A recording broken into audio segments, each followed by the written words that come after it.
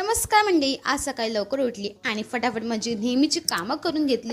Because काम करणं very important. आणि मग नंतरला मी आज भाजी केलेली. आज मी पनीरची भुर्जी केली. तर विचार केला की तुमच्यासोबत पण शेअर करू. पण ऑन द स्पॉटला माझा जो पनीर होता ना गाईस, तो पनीर ॲक्च्युली खराब झाला होता. तर ऑन द स्पॉट मी नमनकडे पनीर मागवलं आणि पनीरची भाजी केलेली. आणि पनीरची भाजी खूप जास्त टेस्टी झालेली. आणि मला दुपारी मन होतं मस्तपैकी लस्सी प्यायचं. तर फायनली मी लस्सी पिली, कारण की लस्सी मला खूप जास्त आवडते. मेरी बहुत ज़्यादा फेवरेट है लस्सी. तो आज हमने सोचा था कि हम लोग चोर चिट्टी खेलेंगे. चोर चिट्टी खेलने के लिए 4 जन तो नहीं थे हम लोग, बट हम 3 जन थे. तो हमने सोचा कि चोर, पुलिस और रानी, ये ऐसे खेलेंगे. गाइस, इतना ज़्यादा मज़ा आया खेलने के लिए, क्या ही बताऊँ आपको. मतलब बहुत मज़ा आया. मतलब ऐसे हम लोग सलन में जॉब करते हैं तो मिलजुल के काम करना चाहिए, मिलजुल के खेलना चाहिए.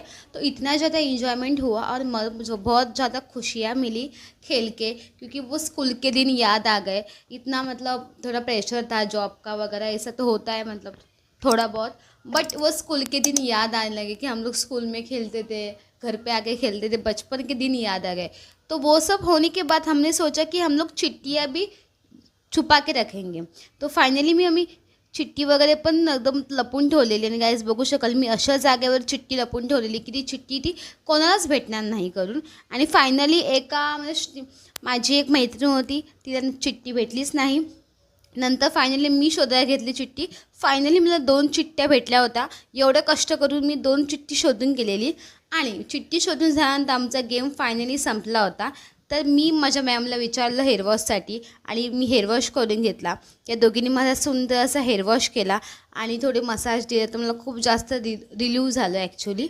आणि हेअरवॉशनंतर कसे केस आपले सॉफ्ट होतात, तसंच मी केस एकदम सॉफ्ट झालेले. आणि अचानक सकाळी आमचा प्लॅन झाला होता की आम्ही जाणार होतो स्काय सिटी मॉलमध्ये.